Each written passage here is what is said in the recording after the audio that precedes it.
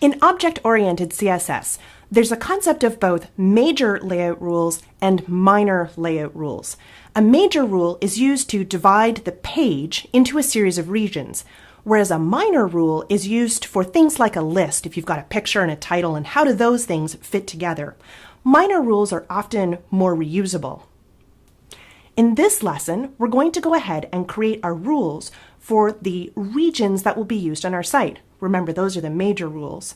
Then we're also going to go ahead and create the minor rules for the reusable components.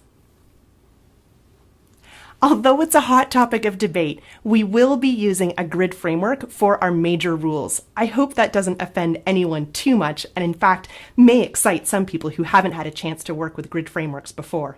Are you ready? Let's get started. Next, we're going to add the layout rules to our CSS stubs. As I mentioned previously, our designer used the 960 grid system to do their original design, so we're going to take advantage of that for our actual layout system. This is my second pass around on building out a theme with the domicile design. The original version, which you'll be able to see both after the video recordings, but the original version used all of the class names from the 960 grid system. Let's take a look at how that worked in the original theme. Here's the template file from the original theme. As you can see, there are the 960 grid system class names: container-12, grid-12, grid-2 alpha, grid-6 omega.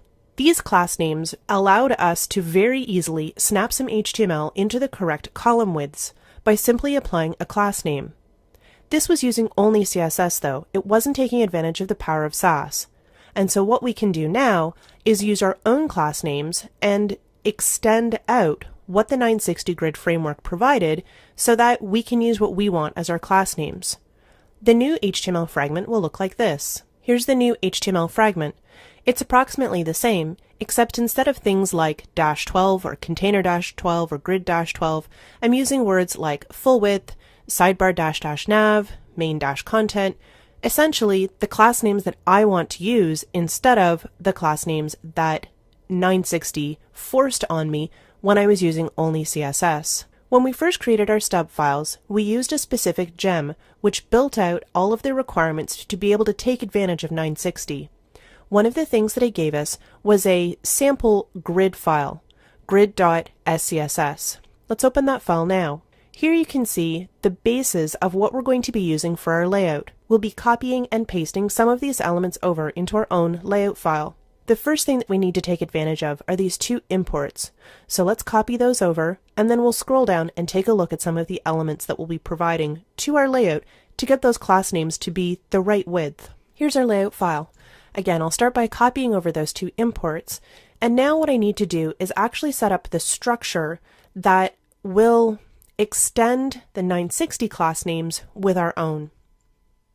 Back in grid.scss, scroll down here and take a look. What we need to do is set up the number of columns that we want our design to use, and then essentially what our class names are and what they're going to be including or extending from the 960 grid system. We'll copy this piece over and then edit it in our own layout file. We're going to be working with a 12-column design, and our columns are starting with full width, then including the grid container, and our names here, instead of header and footer, we have banner, which is the full 12 columns, and also copyright uses those full 12 columns. Let's refer back to the style guide to see what the widths are for the other ones. We wrote down here what each of the different layout regions were going to be. The banner area and the copyright area I've already written down as those 12 grid columns. The remaining three are the navigation area, the featured area, and the content area. 2, 4, and 6 grid columns. Back in our layout.scss file, I'm going to update sidebar to nav, and it's going to be 2 grid columns wide. Featured is 4 columns, grid columns wide, and then main content is going to be 6 grid columns wide. And that's it. That's all you need to do to set up your layout. Of course, you do also need to make sure that you've got some HTML fragments which directly match these particular ID or class names. We'll be working more with this page.html fragment in the template setup for a particular theme.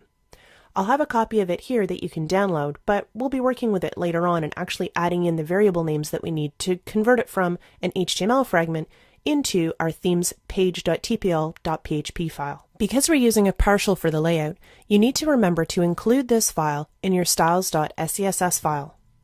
I've already copied it out here, so you just need to remember to import or include the name of your partial that has the layout. In my case, it's underscore layout.scss, which means that in my styles.scss file, I'm going to be importing just the word layout. Now you should be ready to test this out and compile your Sass and see if it all is still working and there's no errors. Again, doing this on a regular basis ensures that when you get to the Drupal part, you're fighting with Drupal and not the Sass and CSS part of your theme. First, I'm going to check to make sure I'm in the right directory with an ls. There's my config.rb file, so I know I'm in the right place, and I'm going to run compass compile and look for errors. There's no errors there, and now I have actually run it recently, so I could do a compass clean and a compass compile. There we go. Now, remember that previously I had these components that I was adding, and each one had a different file name, but because I'm using a partial for my layout, it's going to be included in the styles.scss file. So let's check in that file to make sure that our layout rules are actually in there. I'm going to use less, CSS, and then styles, and I'm going to look for full width, which was one of the classes that I assigned to my layout. And here we go. Full width is there, so I know that my layout partial is being included. Use Q to quit out of that, and there we go. I've used the 960 grid framework, which is the grid framework our designer used, in order to create the layout that I want based on the class names that I want instead of the non-semantic class names which are provided by the grid framework. Here's a quick recap on those layout options.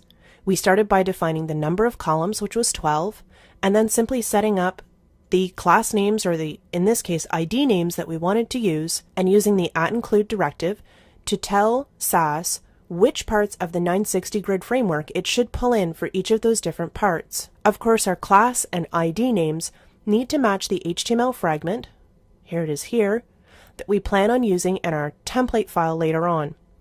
You can create these at the same time or just create those class names in your SCSS file and then plan to implement them later on. I personally find it a bit easier to make sure that the structure is right in terms of that HTML before committing to the class names in Sass. You're going to have your own way of doing this, but hopefully it gives you some ideas of how you'll be able to build this out.